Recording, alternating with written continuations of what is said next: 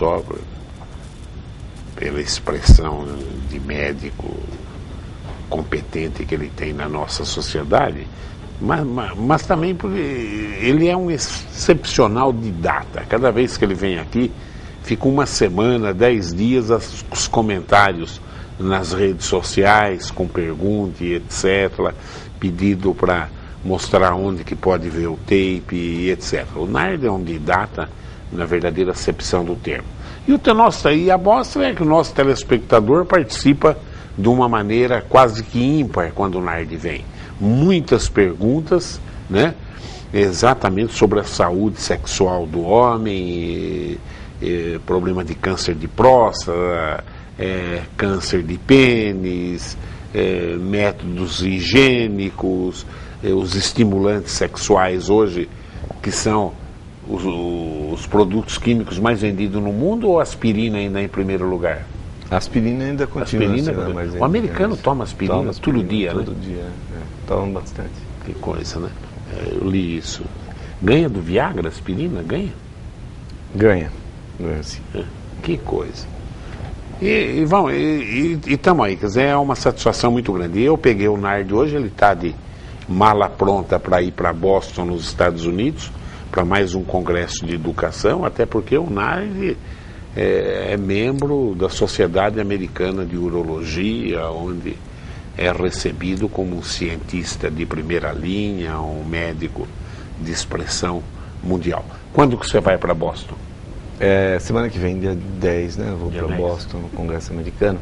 Queria agradecer a sua gentileza, né? Porque eu sei que isso aí é porque ele foi meu professor a vida inteira, por isso que ele fala bem de mim assim, mas não acredita em tudo que ele fala, não é verdade, né? Muito obrigado pelas palavras. E tá aí, você vê que a maioria das pessoas que eu dei aula, coitados, não subiram na vida, mas alguns subiram, né? Tá aí. Vamos falar, o Gazeta, o prefeito foi meu aluno, Rodrigo Agostinho, meu aluno, todo mundo que está aí foi... Vários médicos da cidade foram seus alunos, Grosso, a maioria dos médicos da cidade foram seus alunos.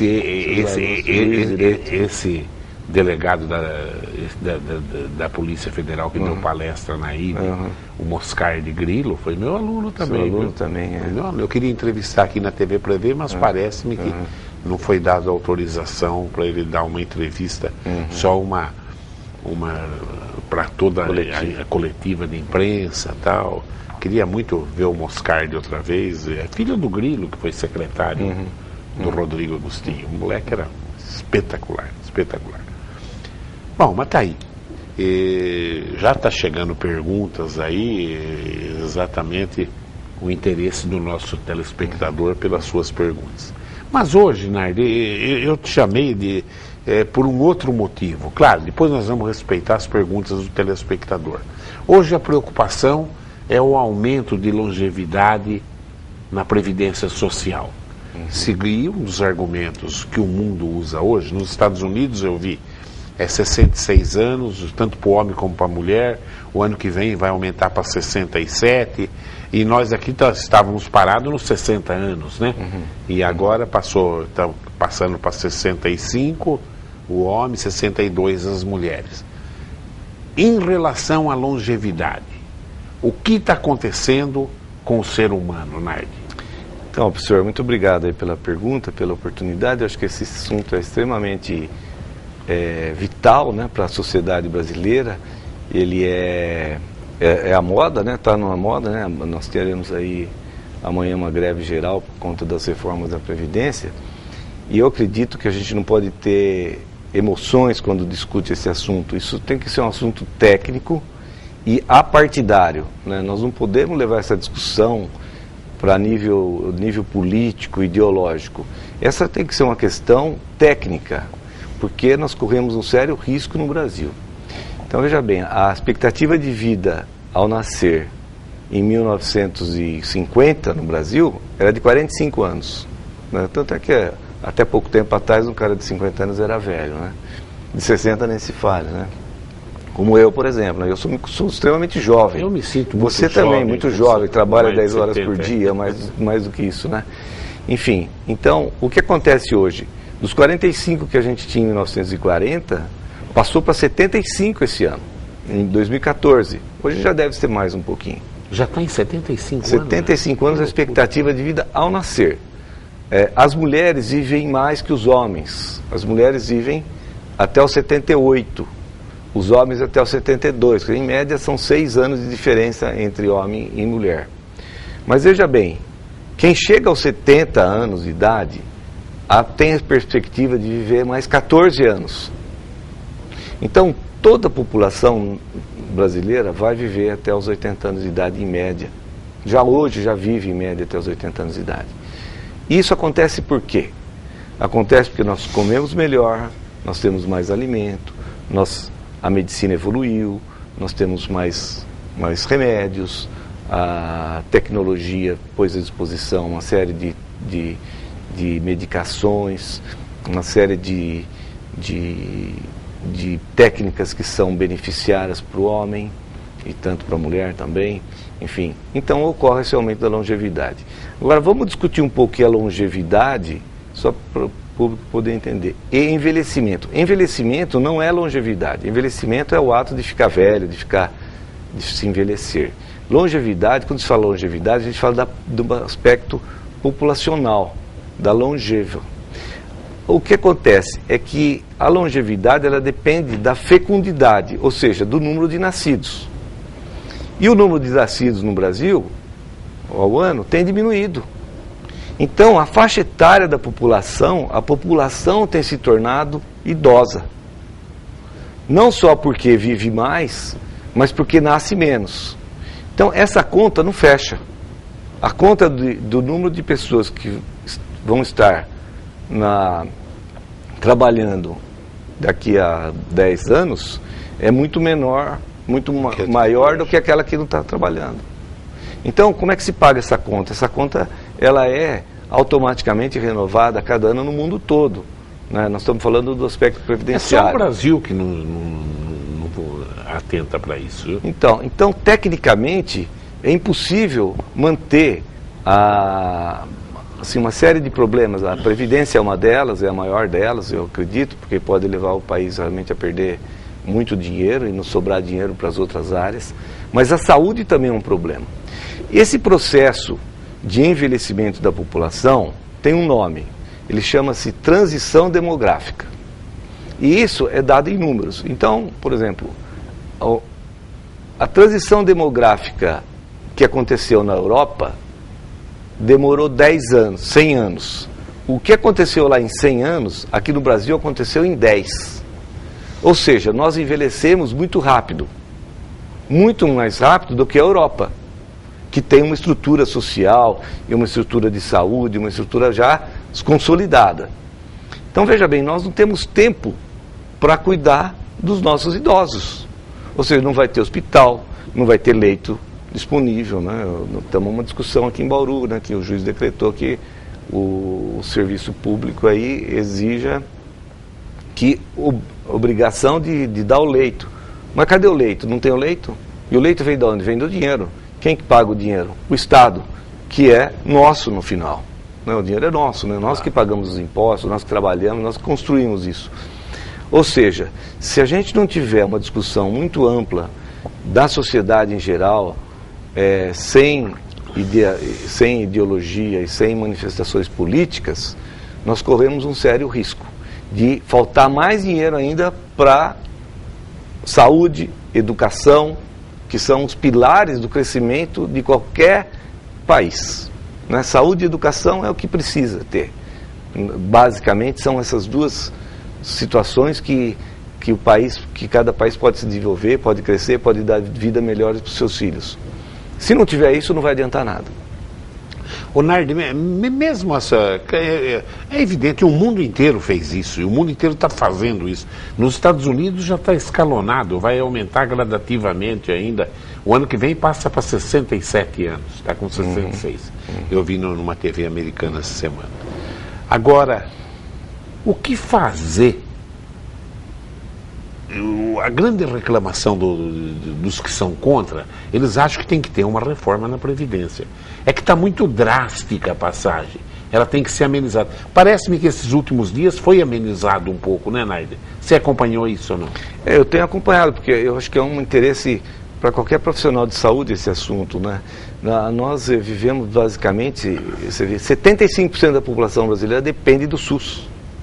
E eu já falei várias vezes aqui, o SUS é um sistema fantástico, maravilhoso, mas ele precisa ter verba. Claro. A primeira coisa é ter verba, obviamente que não pode ter uma burocracia tão intensa como ele tem hoje, não pode ter essa pletora de cargos, enfim, que a gente viu crescer nesses últimos anos, mas o SUS, como ele foi idealizado, ele é um sistema, é o melhor sistema do mundo, o melhor sistema público do mundo. Eu não tenho dúvida alguma em falar isso aí, porque eu conheço vários sistemas de outros países que não chegam aos pés do nosso.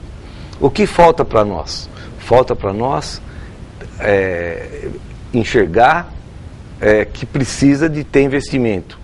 Investimento sério, não é investimento pontual. É investimento num plano, num projeto de saúde. Né? E o SUS ele tem essa oportunidade, ele tem tanto a federação, quanto o Estado, quanto o município. Ele é regido pelas três entidades que nós temos no Brasil. A comunidade, através dos conselhos municipais de saúde, determinam as leis que determinam a direção de cada lugar, quer dizer, tem controle da sociedade. Ele é equânime, ou seja, ele é igual para todos. Todos têm, eu, você, qualquer um tem acesso, e ele é universal, quer dizer, ele é para todo mundo, não é só para alguns. Então, é um sistema que basicamente não existe em outros países dessa maneira. O que os outros países fazem?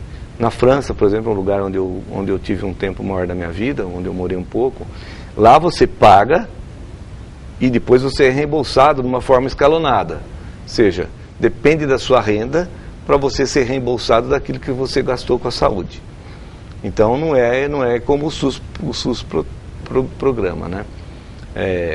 Isso pode gerar um descrédito do próprio serviço público, que tem gente que não pode pagar. Se acabar então a medicina privada, os planos de saúde privada, é aí que o SUS piora mais total, ainda. Muito e mais, o que acontece também é que na saúde suplementar, como a gente chama, que são os planos de saúde, com o aumento da longevidade, como você citou aí, né, da população brasileira envelhecendo, é muito interessante. O gasto da saúde suplementar é muito grande quando o paciente vai ficando idoso. Então, por exemplo, dos 20 aos 30 anos, aos 40 anos de idade, gasta-se R$1.000 por ano na saúde suplementar, de uma maneira geral. Sim. Aos 80 anos de idade, gasta-se R$1.000 por mês. Ou seja, 12 vezes mais. Então é por isso que o plano de saúde, para quem está mais velho, é mais caro. Mas ele não segue a proporção do que é o gasto. Então vai sucumbir também a saúde suplementar, se nós não tivermos uma atitude decente de discussão de todos esses problemas que existem na sociedade brasileira. Bom, a impotência sexual tem cura? Então, falando nisso, que impotência ou disfunção erétil, como a gente costuma chamar hoje, significa a incapacidade de ter ou de manter uma ereção que seja proporcional a ter uma relação sexual. Essa impotência, ela depende da idade. Aos 40 anos de idade, 5% dos homens têm algum grau de disfunção erétil. Aos 70, 15% dos homens têm disfunção erétil total. Ou seja, aumenta muito com a idade. Como a gente está envelhecendo, esse problema da disfunção erétil é um problema também considerado de saúde pública, hoje em dia.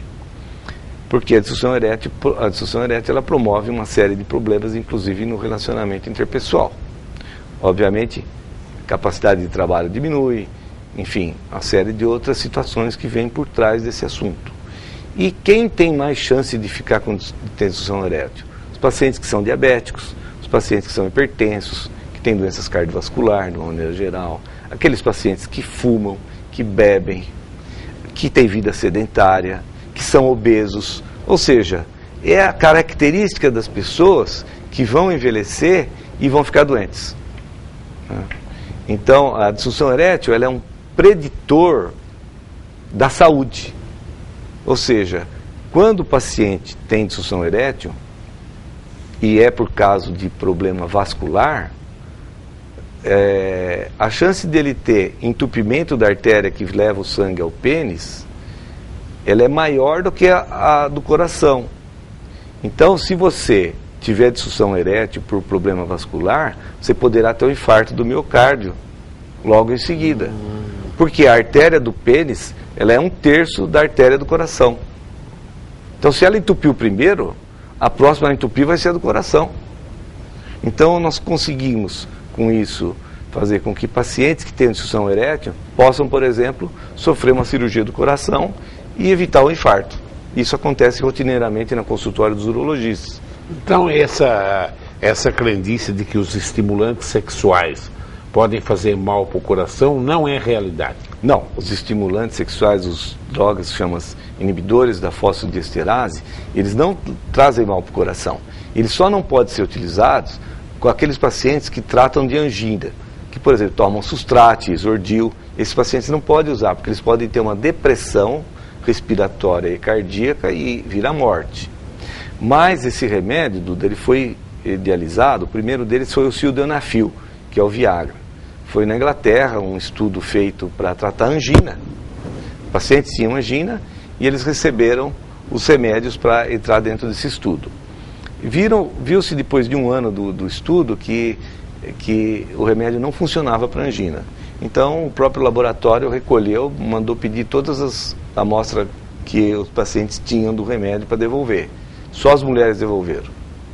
Os homens não devolveram. E aí foi estudar por que aconteceu isso. Por que o homem não queria devolver o remédio? Porque eles tinham melhorado a ereção.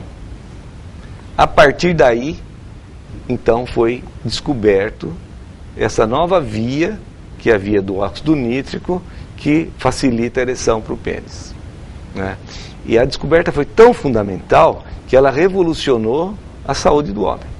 Eu acho que é um marco na história da humanidade a descoberta dessa droga, né? Porque até então não se falava muito de sexualidade humana, né? Claro. Então isso, quando você teve alguma coisa que foi eficaz para tratar o problema, surgiu-se à tona várias situações. E o estimulante para a mulher está longe ainda, né, Nair? Não se tem ainda, não se tem nada, nenhum dos estudos, todas as drogas foram testadas, nenhuma deu certo, e não tem. A mulher é envolvida num problema hormonal muito grave, muito sério, no qual o homem também tem problemas hormonais, né? O homem também, a testosterona, que é o hormônio masculino, ela começa a diminuir. Aí eu vou passar para a testosterona, você vai me desculpar a intromissão aqui na sua... Pois não. Mas é que eu passo para a testosterona porque a testosterona é o hormônio masculino, que é produzido pelo testículo. E esse hormônio, depois dos 40 anos, ele começa a diminuir 1% ao ano. Conforme nós vamos vivendo mais, nós vamos tendo mais problemas por causa da diminuição do hormônio. Ou seja, homens que têm testosterona baixa, além do problema sexual, que é disfunção erétil, diminuição do desejo sexual, eles têm também irritabilidade, distúrbio do humor, cansaço, apatia, diminuição da massa muscular, diminuição da massa óssea. O que isso leva à diminuição da massa óssea? Leva à fratura. Então, a fratura vertebral em homens das vértebras tem a mesma proporção do que nas mulheres. E acha-se que não, né? Mas o homem quebra as vértebras da coluna tanto quanto as mulheres. Os homens hipogonádicos, aqueles que têm testosterona baixa, têm 2 vezes mais chance de ter fratura óssea do que os homens que têm hormônio normal. Ou seja, agora a gente voltando para a longevidade, que é o foco da sua entrevista. Se aos 40 anos a gente detectar que o homem tem problema de hormônio, e se a gente repor o hormônio para esse homem, ele não vai ter as consequências disso no futuro. Então, para se ter uma velhice saudável, ou para se chegar à idade adulta, idosa, né? Não pode falar adulta, idosa saudável, é preciso se tratar aos 40 anos. E aí vem a pergunta, o homem se trata? Não. Ele acha que ele é indestrutível. Por isso que a mulher vive mais, exatamente. Por isso que a mulher vive mais. A mulher se cuida muito melhor que o homem, né? A mulher é muito mais inteligente que o homem, né? Por isso que eu prefiro mulher, viu? É bom, é isso aí. É boa ideia sua. Mas as mulheres, elas são mais organizadas socialmente, politicamente, elas são muito mais inteligentes. Sabem gastar melhor o nosso dinheiro. Lógico, lógico. Vive mais, tem menos doença. Tem várias perguntas aqui. Vamos tentar responder algumas? Vamos lá. Flávio Guedes, o famoso fotógrafo, o melhor fotógrafo da região, da beira do Tietê até a beira do Paraná, né, Flavinho? Um abraço para você. Caro amigo Dr. Nardi, ele pergunta aqui, o câncer de próstata tem um fator de hereditariedade? E ele pergunta, não vai sair seu segundo livro? Bom, Flávio, é uma pergunta boa. Voltando também do foco da longevidade, quer dizer, o câncer de próstata também vai atingindo os homens de acordo com a idade. Então, depois dos 50 anos, o câncer de próstata começa a aparecer e o pico de incidência dele é em torno de 60 anos, 60 a 65 anos. Tem que fazer diagnóstico precoce, porque ter o câncer não é um problema. O problema é não tratar o câncer. Se você tratar o câncer, você fica curado. Seja ele hereditário ou não. Mas, respondendo a sua pergunta, Flávio, 10% dos casos de câncer de próstata tem hereditariedade. Ou seja, se você tem na família alguém que teve câncer de próstata, seja pai, avô ou tio, a chance de você ter câncer de próstata é 8 vezes maior. Então, esse grupo faz parte do que a gente chama do grupo de risco. Quem tem antecedente familiar tem que fazer exame de próstata após os 45 anos, anualmente. E isso não tem discussão. Se havia uma discussão no mundo até ano passado, essa discussão foi acabada agora em março, não é? E lá agora nos Estados Unidos esse tema vai voltar a ser debatido. Porque nos Estados Unidos, no ano de 2012, houve uma determinação de organismo governamental que os homens não deviam mais fazer exame de toque retal e PSA. E aí o que aconteceu nos Estados Unidos? Houve um aumento na mortalidade por causa do câncer de próstata. E agora em 2015... Nos Estados Unidos a estatística é tudo coisa séria. Tudo sério. É tão séria que as entidades médicas do mundo se revoltaram contra esse estudo, que foi um estudo muito errado, feito pela essa organização, é um organismo governamental, que agora, em março de 2017, eles voltaram atrás e mandaram de novo os homens dos Estados Unidos a fazer os exames regularmente, anualmente. E nós aqui no Brasil, então, o próprio Ministério da Saúde seguiu essa recomendação de que não se devia fazer nada e proibiu. Falou que a campanha Novembro Azul não devia existir, que era uma campanha feita pela Sociedade Brasileira de Urologia, que isso só levava os homens a ter mais problemas do que ganho, benefício. E é uma grande mentira, os próprios americanos agora deram a cartada final nesse assunto. E aqui no Brasil deu uma aumentada grande em câncer de próstata também, né? Aumenta muito no mundo todo, aumenta menos, não aumenta só numa região, que é na região no Oriente. E isso é uma dúvida, é um ponto de interrogação que a gente tem. Por que tem menos câncer de próstata na Ásia, no Japão? Por quê, né? Não se sabe por quê. Nós não conseguimos chegar a uma conclusão. Mas da mulher do câncer de útero, eles falam que é a soja, né? Pois é, então... E eles se alimentam com muita soja lá. Poderia ser... A soja há uma desconfiança disso? Há uma desconfiança disso. Eu peço aos pacientes comer soja em grão, pelo menos uma vez por semana. Tem outra situação. O chá verde, que o japonês toma muito, o asiático toma muito, ele tem uma substância que chama catequinas. E essas catequinas parecem... Eu não sabia, no Japão tem menos câncer de próstata? Tem menos câncer de próstata. Tem muito mais câncer de estômago e muito menos câncer de próstata. E eles comem muito menos carne vermelha do que nós. Eles comem muito peixe, né? Comem muito peixe.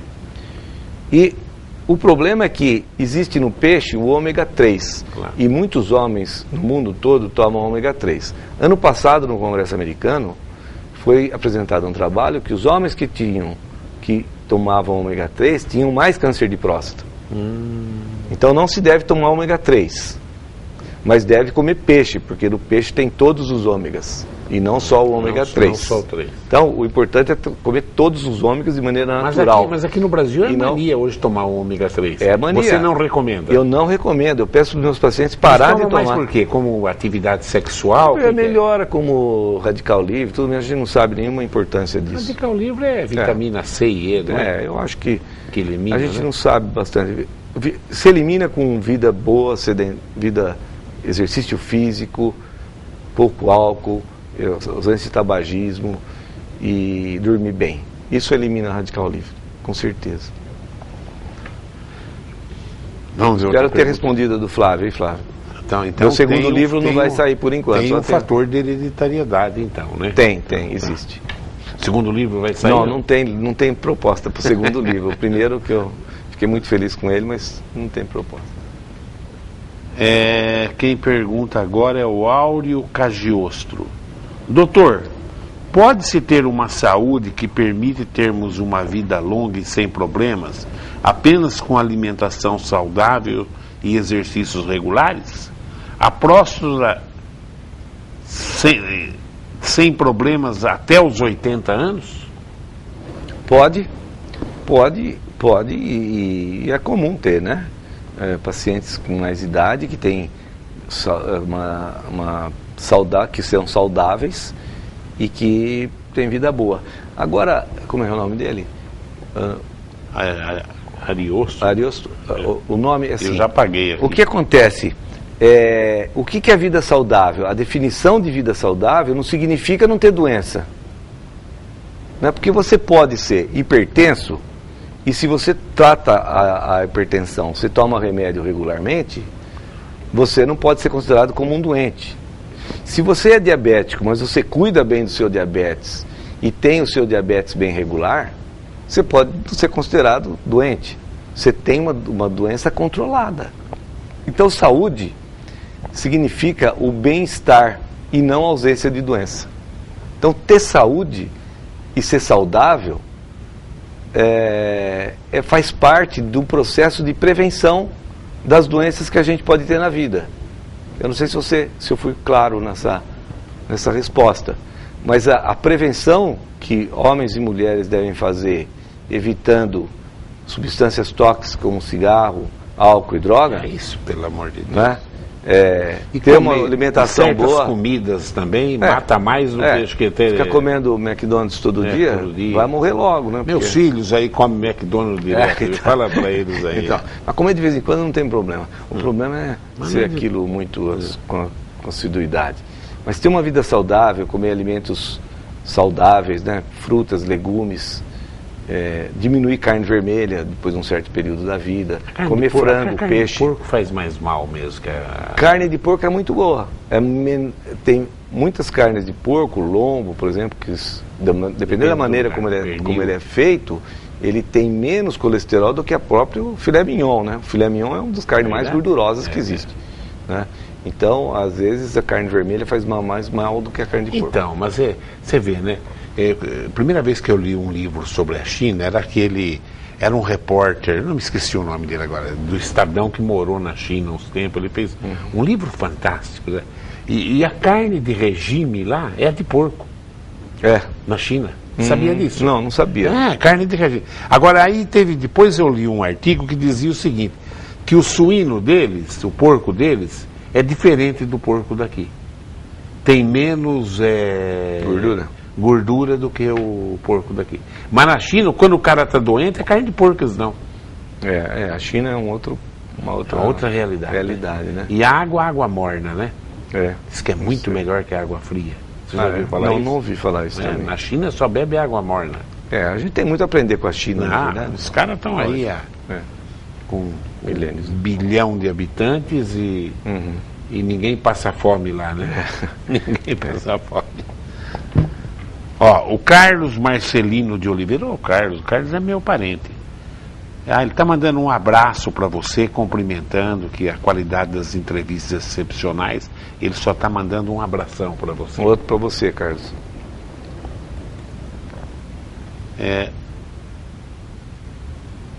Aqui, Márcio. Por que vocês não chamam o líder do MSTLT para uma entrevista? Já trazemos todo mundo aqui. Nádia, e quem que é o líder do MSLT? Precisa ver se aqui em Bauru. Mas não chamar hoje por causa dessa greve fajuta que estão pregando aí para amanhã. Faz reivindicação em dia útil, faz de domingo, né? Para não precisar faltar no serviço. O país já está numa tranqueira de qualidade. E ainda fazer greve em dia produtivo, essa greve de amanhã é um verdadeiro absurdo, viu, Marcos? Você me perdoa. Mas vamos trazer. Passa para a Nádia aí quem é o líder do MSLT em Bauru e vamos trazer. Por que não? Trazemos sim, vamos debater com ele. Quem sabe a gente consegue tirar um pouco de radicalismo, né? E a coisa ficar melhor. TV Prevê é uma TV aberta. A gente traz todo mundo aqui. Estela do Jardim América. Boa tarde, doutor. Idosos apresentam com mais facilidade incontinência urinária? Tem remédio para ajudar esse tipo de situação constrangedora? Sim, muito boa colocação. Faltou falar da incontinência urinária, porque também incontinência urinária não é normal. Muita gente acha que o idoso pode perder a urina.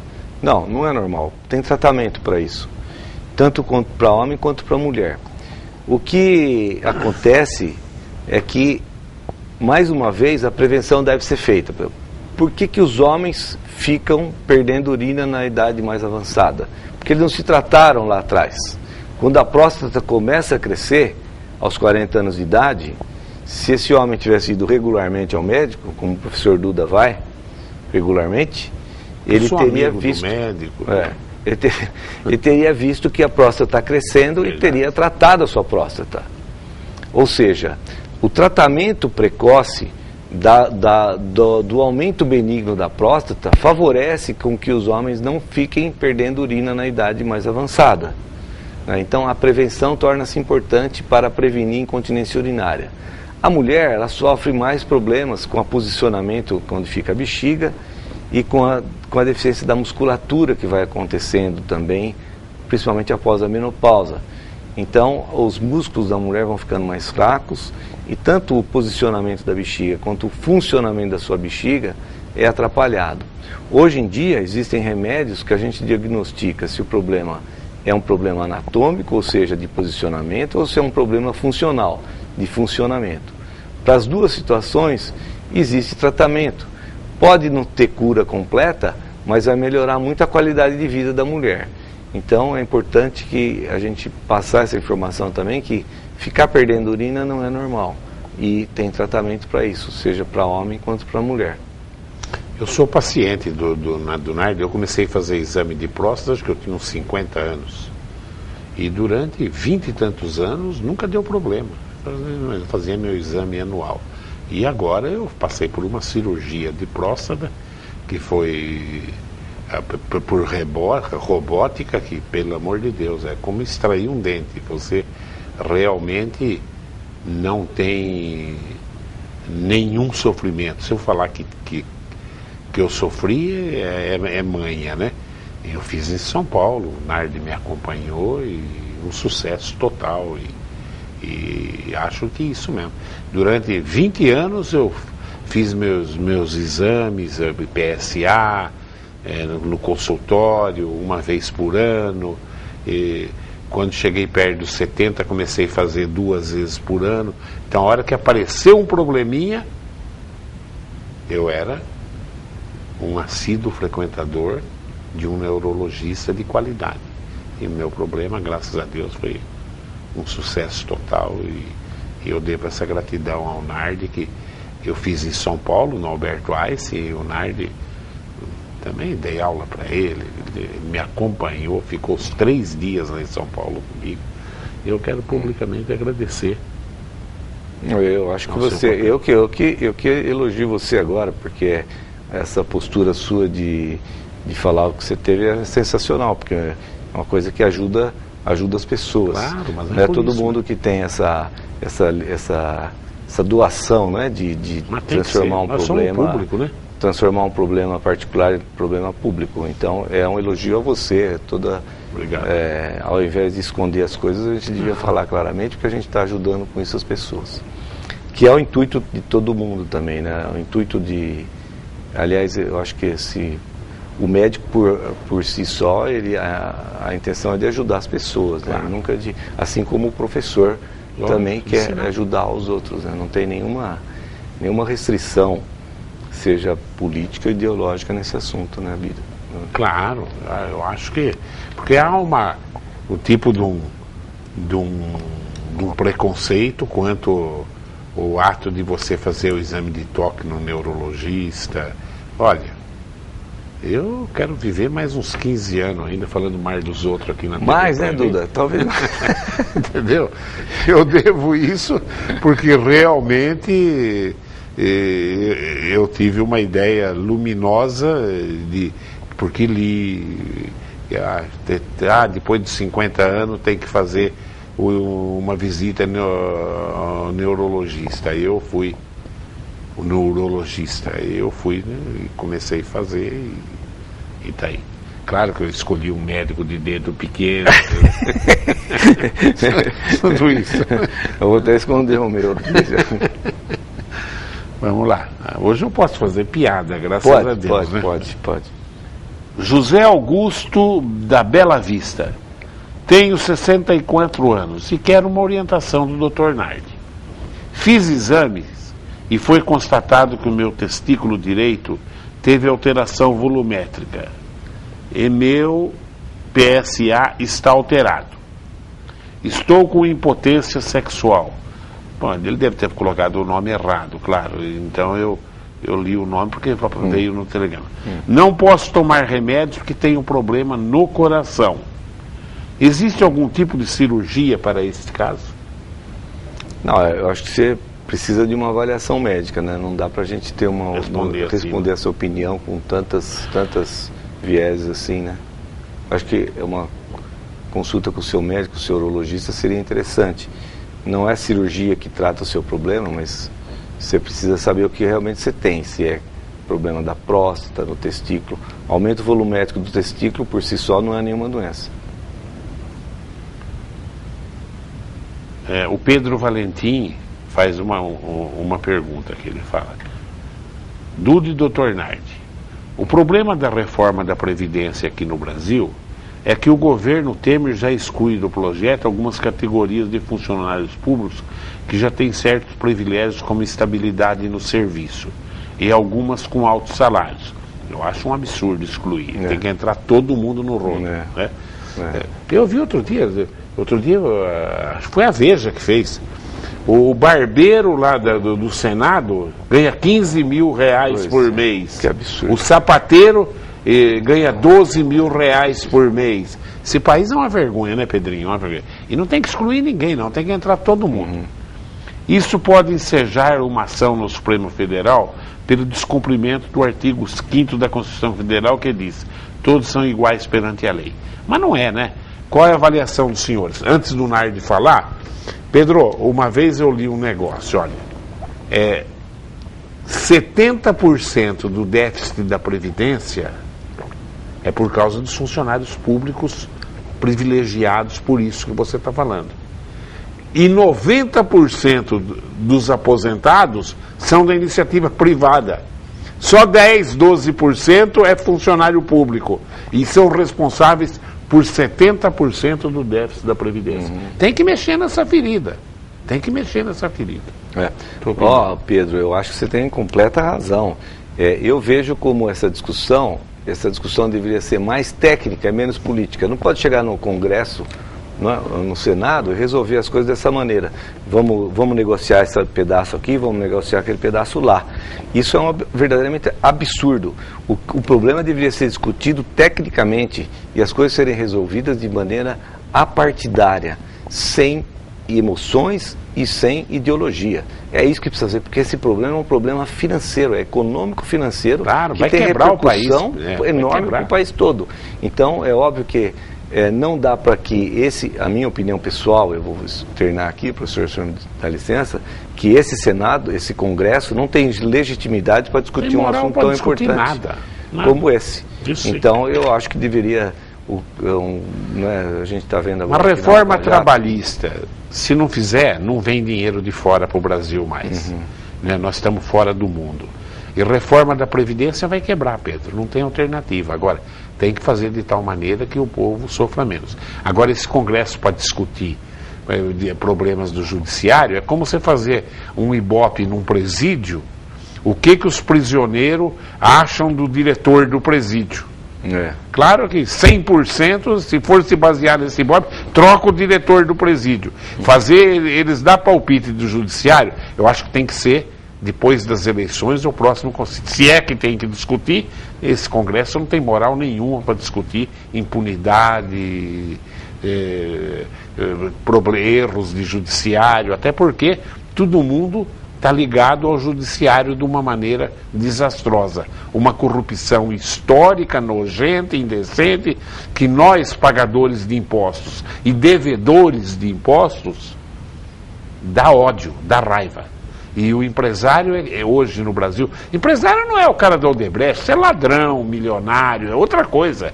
Empresário é o dono do botequinho, da barbearia, o cara que tem 1, 2 empregados, 10 empregados, 13 pequeno empresário, 100 é um empresário médio, você está entendendo? Isso é empresário. Esse está tudo quebrado, tudo quebrado. E esse não está fazendo lobby nenhum, não está fazendo nada. Os 13 milhões de desempregados que estão aí, é tudo da iniciativa privada, que é quem pode gerar emprego e tirar esse país da ruína. Agora, milionário não é empresário. Milionário é rico, tem dinheiro. O dinheiro está no exterior, está onde tiver, ele traz o tanto que ele quiser, mora no Brasil porque é um país tropical, gostoso, tem carnaval, tem tudo. Então, cuidado. E o PT cometeu um erro histórico tremendo, achar o empresário é coxinha. Coxinha é a mãe deles, não é isso, né? É outra coisa. Empresário é o cara que gera emprego.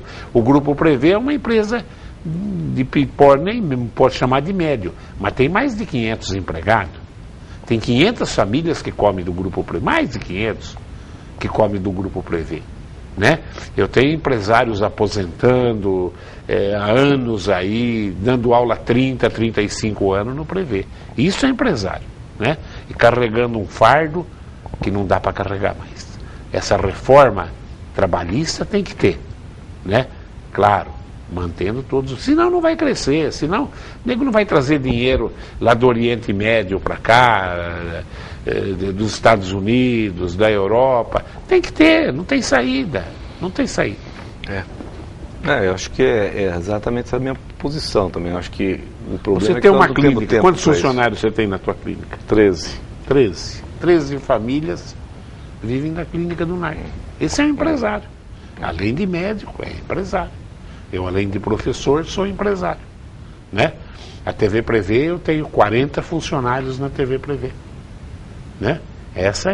E no Prevê eu tenho mais de 500, 600 e poucos funcionários no Grupo Prevê. E essa é a vida do empresário. Como é que está a situação? Cada vez mais, as empresas de serviço, como a minha, a sua, eu me lembro bem, como eu sou empresário há mais de 40 anos, elas não pagavam PIS e COFINS, elas eram isentas, só as de serviço. Faz uns 20 anos atrás que começou a pagar, cada vez aumentando. O Brasil funciona assim, faltou dinheiro, né? Mais imposto. E transformou o Brasil no país que cobra mais tributos do mundo. E não tem nenhum líder civil aí reivindicando o que fazer para mudar isso daí, né? Estão mudando tudo, previdência para arrecadar mais, o que vai fazer, espichar, resolvendo o problema. Só a reforma trabalhista pode ajudar os empresários novos que estão chegando no mercado. Senão não vai chegar empresário novo. Quem já está enrolado, não vai sair, vai ficar. Mas essa é a grande verdade. São os impostos mais altos do mundo. Uma Receita Federal organizadíssima. Se errar um dedo, ela percebe, mas não percebeu o roubo que está aí na Lava Jato. Bilhões de dólares foram roubados. Onde estava a Receita Federal? Mais alguma coisa, doutor? Eu vou voltar para o lado médico e falar o seguinte só, não posso perder a oportunidade de dizer que, em termos disso tudo, dos problemas que nos afligem e tudo mais, o que cada um de nós pode contribuir para o país... Tem que trabalhar. É que a gente tem que trabalhar, ser decente e se prevenir das doenças, né? Claro. Isso é uma coisa que é papel de cada um de nós. E com isso a gente vai estar construindo um país melhor, um país que gasta menos, pode gastar menos com saúde, não é? E que pode dar um benefício maior para os seus filhos, para os seus netos. Eu quero que meus netos cresçam num lugar saudável, num lugar bom. E eu quero contribuir com isso no meu trabalho. O meu trabalho hoje é para isso. É para que meus filhos, meus netos tenham uma vida melhor. E eu acho que esse é o objetivo de quase toda a população brasileira, independentemente do momento triste que nós estamos vivendo nesse momento político. Arregaçar a manga, então, trabalhar, agora ter entusiasmo, né? Tem entusiasmo também, que dizer que, apesar disso tudo, nós ainda somos um país muito rico, e rico porque os brasileiros são ricos de alma, de trabalho. E de bens materiais. Esses negros roubaram, o Brasil é podre de rico. O Brasil é muito, muito bom. É um país podre de rico, do mundo mesmo, não? Só parar de roubar, ele se engrena já. Pegar essa cambada de vagabundo aí, mas tem que ir pra cadeia, né? Tem que ir pra cadeia, entendeu? E já o país anda. É muito dinheiro. O desvio é maior do que o PIB da China, que é o segundo PIB do mundo. Puxa vida. Esse é o número. É maior que o PIB da China, que é o segundo PIB do mundo. É um absurdo que esses vagabundos roubaram. Eu achei apareceu mais uma pergunta aqui, eu achei essa bem interessante, eu vou te fazer. Ó. O nome dele é Augusto do Núcleo Gasparini. Ele tem 53 anos e já fez vários exames de PSA anual desde os 45 anos. Mas o meu médico nunca fez exame de toque. Não tem problema? A determinação da Sociedade Brasileira de Urologia é que todo homem, após os 50 anos, faça exame de próstata, que consiste de toque retal e PSA. O toque retal, foi muito bom a gente falar nisso aí, Augusto, é um exame muito rápido, ele não traz nenhum problema para o homem, não machuca a masculinidade de ninguém e pode descobrir câncer de próstata mais precocemente, pode auferir o volume que tem a sua próstata, pode dizer a consistência que tem a sua próstata, ou seja, esse exame que dura de 7 a 10 segundos pode dar informações valiosas para o seu médico. Então, esse exame deve ser realizado. Não pode deixar de fazer. Náirdia, assim que você voltar dos Estados Unidos, dá uma ligada para mim. Se tiver alguma novidade, volta aqui. Okay. Você viu o interesse do telespectador. Tá? Muito obrigado mais uma vez aqui pela aula de política aqui também. Eu que agradeço. Muito obrigado. Amanhã o Gasparini Júnior, que é o presidente da Coab, vai estar aqui comigo, meu amigo Gasparini Júnior. Nós cobramos a ausência dele, que faz 4 anos que ele não vem na TV Prevê. Não era por falta da gente convidar. E vira e mexe tem perguntas da Coab. E claro que a Coab é um problema para a cidade e isso vem há décadas. Ninguém melhor que o Gasparini, que está lá há décadas também, mas os problemas são anteriores a ele, para falar realmente aonde começou todos esses problemas da Coab. Que um dia Bauru vai ter que herdar o pagamento dessa dívida, porque Bauru é a dona de 70% da Coab. Tchau.